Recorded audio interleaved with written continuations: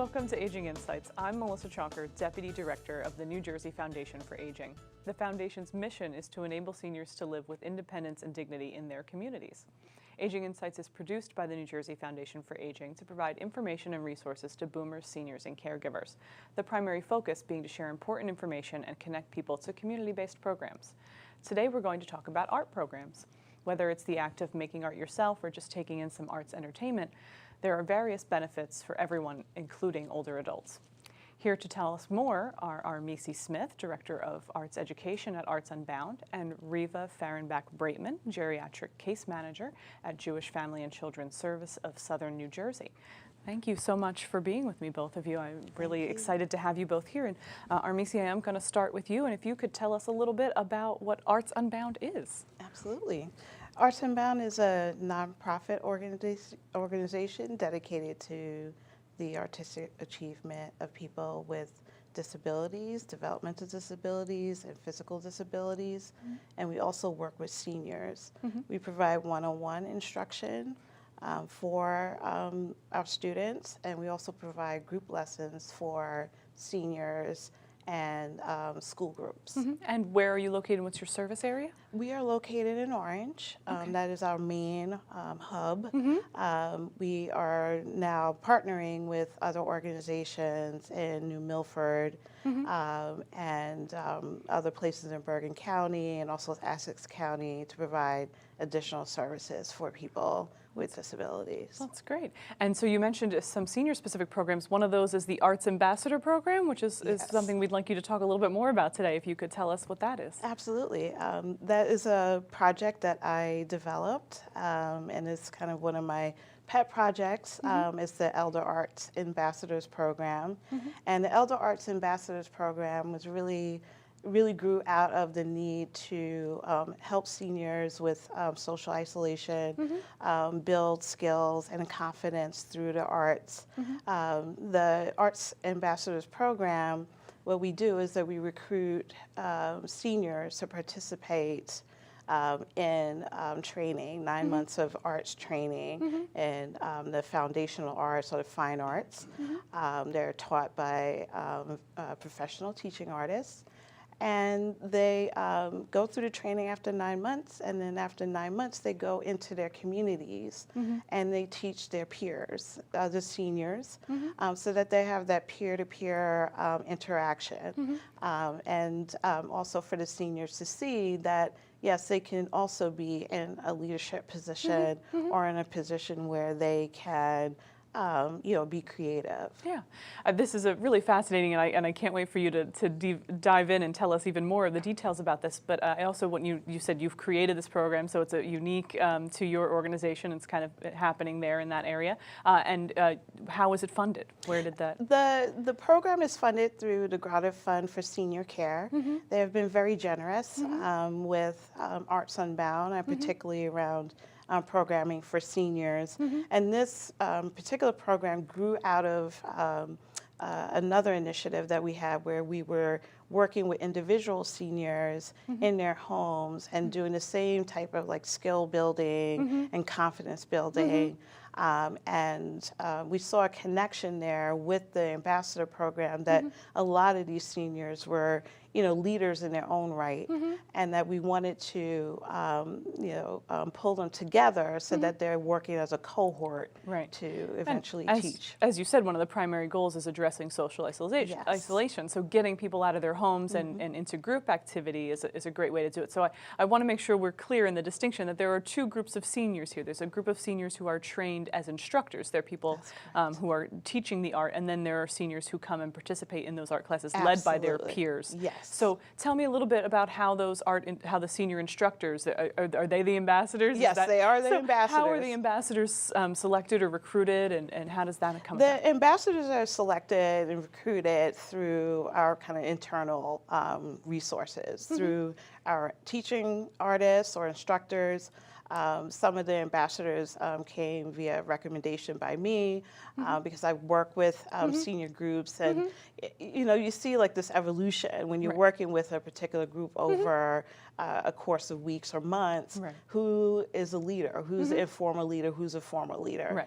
And so the recommendations came out of that. And these are people who already have some level of art experience or interest, at least? Yes, they have to be interested, or else it will work. So the art ambassadors are, they do have a level of experience, art experience. But what I really look for in an ambassador is somebody who can represent their community, and that they can represent their community in a way that is welcoming and that is authentic. Yeah.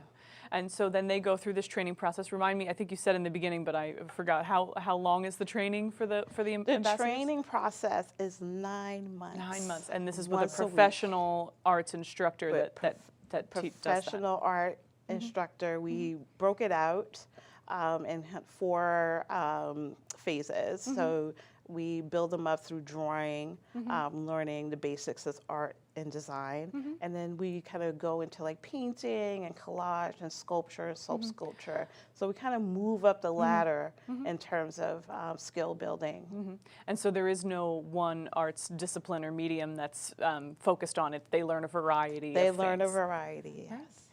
And then once they're done this 9 months, they go out and they're able to teach as a peer art teacher. And so how do their peers who want to become students in these classes, how do they find out about the classes? Part of it is that I reach out into the community with which the ambassadors come from. So some of the ambassadors come from Montclair or South Orange or Orange or East Orange. So I go into their communities and talk to, you know, people either in the local library or where they live, and we schedule classes based on where the ambassadors themselves live. Right. That's terrific. And so how do people sign up for a class if they're in that area and they're interested? How would they do that? Well, what they would do is that they would call me or send me an email, say, we heard about the ambassador class. We would love for an ambassador to come and teach. And then I schedule the classes with the ambassador. And we go over what lessons that they're going to teach, what materials they're going to use, what surveys they're going to use at the end of the classes. And I imagine people might be able to pick a class depending on their interests, like if they're interested in painting versus sculpting or drawing, or there's are the classes that way structured by discipline and not by just general It's really one of the things that comes out of the program is that you see which discipline that a senior gravitates towards. So I really kind of work with their strengths. So if somebody is not as strong in drawing, I'm not going to assign them a drawing activity for a group of seniors. So we usually just go in and say, look, we're going to whatever we provide is going to be great. Terrific. It's good to know that there's that variety and that ability to be flexible with the schedule and with the classes, so with the different forms of art, so to say. And so, this is something that is really unique and interesting, as I said, and I think it's great that you're here to share it with us. So tell us what you think, because I think both the arts ambassadors and the seniors participating in the art class are getting a benefit from doing this. So what do you think the greatest takeaway is for either of those individuals? Well, I think the greatest takeaway is exposure and also a way for seniors to express themselves, express themselves through the visual arts. And building confidence through the pieces that they create. I think that the success of a peer-to-peer model is that you don't have somebody like, me or, somebody, a little bit younger, come in and say, okay, this is how you have to do things. But to have somebody who is a reflection of who they are and say, yes, you can do it. If I can do it, if I'm in this situation or if I'm in this program, you too can eventually be in a program like this. That's terrific. I think that is a really great takeaway and a really great piece to remember, that we're, you know, empowering these seniors, both the instructors and the people taking the class, to know that they can do it. And as we said, that social isolation piece is a big part of it too, is getting people to socialize and be amongst their peers and do something fun and interesting. So I really am grateful that you've come today to share about the program with us, and we really are, you know, we'll let people know how to get in touch with you so they can learn more, and maybe for folks in the area can sign up for some art classes. So that takes us to Reva. And Reva, I'm equally excited that you're here to talk to us about how your organization is using arts, but can you first tell us about Jewish Family and Children's Services of Southern New Jersey? Sure. Well, we're a nonprofit agency, and we provide a vast array of social services to individuals and families in need.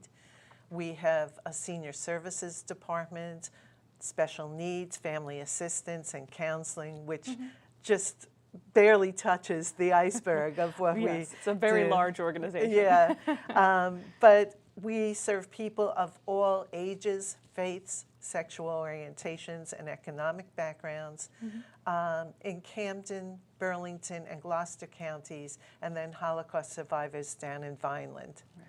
Terrific. I know your organization has a lot of really great programs, but we're here today to talk specifically about your Café Connections program, which is another way to use art with older adults, and specifically with those who might be experiencing dementia or other cognitive issues. And so I want to talk about Café Connections for sure, but there's a really interesting story about how it came about. So if you could give us the brief version of how Café Connections came about, because it was a really interesting thing that your community did to come up with this idea. Yeah. So. Well, it was something I was kicking around in my head for years. And then our community, our Jewish Federation, announced that they were going to have a community Shark Tank event. So for people who might not know, Shark Tank is a show on television where people bring ideas, inventors bring ideas, and then a group of people with a lot of money fund that program or that invention to move forward. So your community did so with a programming aspect, right? Right. So, you know, they had done a population study and had identified primary areas that they were interested in, and they had a group of philanthropic individuals in the community who were willing to give money. And so we had this process of making presentations, and that's how it came about. It's a partnership, actually, between Jewish Family Service, the Katz Jewish Community Center, and Jewish Senior Housing and Healthcare Service, which has our subsidized housing buildings and a continuing care retirement community. So your presentation won them over, and then you were funded to start the program. So tell us what Café Connections is. Okay, so Café Connection is a memory cafe, and it's a place where individuals who have memory challenges, cognitive challenges, come with a care partner for a program that occurs once a month. It's actually the second Thursday of the month, and it's a 2-hour program. And this was our 18th month, and what happens is people come the first half hour, they have coffee and sweets, and our sweets are actually prepared by another one of our programs for special needs individuals. It's called Soups and Sweets. It's a training program in culinary arts. That's terrific. And their stuff is delicious. So it really helps both ways. And so our individuals are greeted by volunteers and staff, and they're helped to find a seat, and it's just the first half hour is socializing. Then the next hour, we have a community arts person.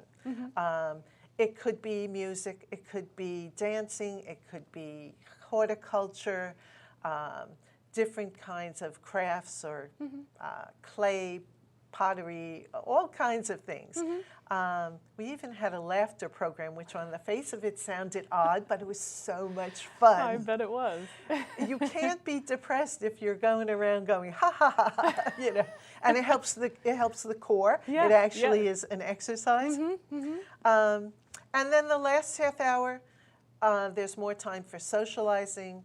Each month we have a community resource table that could be of interest of other organizations in the community, and that's it. It's that's Well, a wonderful overview, but it's way more than that. I wouldn't say that's it. I want to make the distinction also with your program that you mentioned, care partners, and we're so used to saying caregivers, but you make the point of saying care partners, and what you mean by that is someone who's coming with the participant to the program. It could be a spouse, a sibling.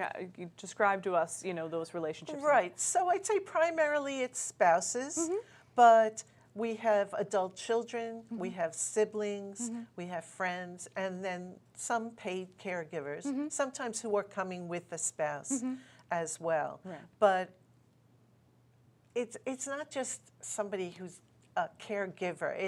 It's a bigger role, and part of what our volunteers do is model for the care partner how they can interact with their loved one. Right. So they're there, they're interacting with other care partners too, and that's an important aspect for them. Absolutely. But they're also learning how to involve their loved one. So, many of our viewing audience probably knows that dealing with someone who might have some form of dementia or memory issue can be a real struggle. And so this program, is so much more than just art, right? It's the idea that we're getting that socialization piece for both participants, but you are involving the care partner in a way that's giving them skills, but also giving them a respite, right? And giving them a connection and a chance to socialize as well.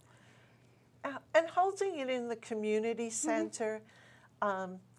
This is a place that many people came to all their lives, and now they were having trouble participating in programs, and so that created social isolation. They were staying home and not coming out, and here we're saying it's okay, everybody gets it, you don't have to worry. It reduces the stigma of dementia, and it's just such a relaxed atmosphere, and we haven't had behavioral issues there. If somebody doesn't want to participate, okay, they don't have to. They're taking something in. You can't always tell what people are getting from a program. By the way, we don't require a diagnosis. Oh, that is a very interesting point. Yeah. Some people have not been identified by a doctor as having dementia, or some people haven't been told that they have dementia, again, because of the stigma. And so I don't require that, but I do have people with a variety of memory challenges. Alzheimer's, of course, is the biggest disease. Frontotemporal degeneration, vascular dementia, strokes, Parkinson's disease with So that's memory that's a good point to make, to let people understand that it's for more than just people think of dementia and they think of Alzheimer's, but there are many other ways that your memory and cognition can be affected. And this is a program that, regardless of which reason, you can participate in with your care partner. I let people self-identify, and and people are on a range. Because, of course, dementia, you have good days and bad days anyway. Yeah, and it's different for everyone. Before the show, we were talking about that and how people react to different stimuli and things. So I'm sure in planning the type of activities you have to keep that in mind. I know we were talking in particular about music. Can you give us some examples of some of the music, types of music or music ways that you've used music in the program? Right. Well, first I should say we divide responsibilities. So my colleague Marcy Wiener-Lahav, who's Director of Senior Cultural and Judaic Services at the Katz Jewish Community Center, is the person who identifies the guest artists. I see. And so she really tries to mix it up. So in terms of music programs, there's a lot of singing, and we find that people remember songs from 40 years ago. While we might bring song sheets, they oftentimes don't need it. Sometimes our guest artists will bring instruments too, so if somebody doesn't want to sing, they can keep the beats. We've had dance programs, which of course have music. We had somebody do sort of Celtic dancing. Now you would think, okay, how are these people doing it? Well, if they weren't ambulatory, she taught them how to do steps in their seat. Yeah. And again, it's the patterning of Celtic dancing. Many of our participants are Jewish because of where we are, and so we did a hurrah, and that was fun. I bet. But some people don't like the music programs. It's too loud for them. But And so it's that balance of finding other things. When we were talking about art programs, I know that part of what they do at Arts Ambassador is training people in sculpture, but you had someone come and bring clay, and they did sculpture as part of that. So, there's that difference. Right. There's that ability to bring in different mediums, whether it's singing or dancing or something that's tactile, because that can be really, fun for anybody, but for someone who's having a memory issue, or, to be able to, do that might, open up some other things for them or provide some stress relief, right? yeah, my tagline for the program is to leave the disease at the door and just come in and relax and have a good time together. The care partners have that to-do list in their heads. And we say, just put it aside for these 2 hours and just relax. Yeah. That's what I meant earlier when I said it's really much more than an arts program, and we can't forget the impact that the arts that you're bringing in have on the individuals. But it's so much more than that because of the stigma with memory issues and the stress for the care partners and their ability then, as you said, to leave everything at the door and come in and experience a true social experience with their peers. Again, another program using peers, because those care partners, if they're spouses or whatever, can sit with each other and look forward to seeing each other every month at the program and really, have that time, as we said earlier, as a real respite program as well.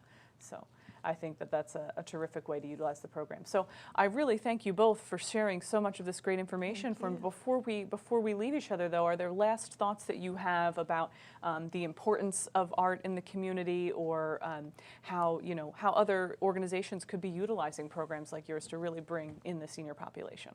Well, I really think that the arts is a keystone way of getting into the community and really touching the community, and particularly communities that have been, traditionally maligned or ignored. And so we want to be able to reach out to senior communities more, that our reach is a little bit further. And so, yes. Terrific. I think that is great, a great thing to mention, that seniors, are in their communities, they might be aging in place, and the environment around them has changed, and so the ability for them to come in and be able to participate in something might give that whole community a new experience. So I think that's a great thing. So any additional things, Reva, for you about because you have a unique perspective here of getting your program started and underway with the way the funding came about. So any advice for other organizations that might be thinking about a memory cafe style program? Well, you do your research. I was helped a lot by the Jewish Family Services in Boston, and we're willing to share and help other people get these started, because they're such a joy. I mean, the staff say after each cafe connection that it's like one of the highlights of our careers. And you can tell by my gray hair, it's like, it's not been, it's been a long career. And when I hear that some of my people get together and socialize outside of Cafe Connection, it just makes my heart sing. So you've created relationships and support network for each other, which is so important as a caregiver or as a care partner, as you like to say, to have those community supports. So I think that's just another bonus of a program like that. So I really think whether someone's participating in art themselves or enjoying art as part of an entertainment aspect and getting that other added benefit out of it, that these are both really great socialization opportunities and really emphasize the ability of seniors to continue to participate in those type of activities as they get older. So I thank you both for coming today and taking time out of your schedules to share this information with us. And we'll make sure that our viewers know how to get in touch with both of your organizations to follow up on any questions or to participate. So I think that's really a terrific opportunity for folks. And thank all of you for sharing your time with us today. Aging Insights is produced by the New Jersey Foundation for Aging and is made possible by donations to the foundation. To become a sponsor for Aging Insights programs, please go to our website at www.njfoundationforaging.org or call us in the office at 609-421-0206. All of our previous shows may be viewed on the website. We want to remind you to find out about senior services in your area. Please contact your county office on aging. Their numbers are also on our website, or you can call the state hotline at 1-877-222-3737. Thank you for watching this episode of Aging Insights, and remember, aging is everyone's business.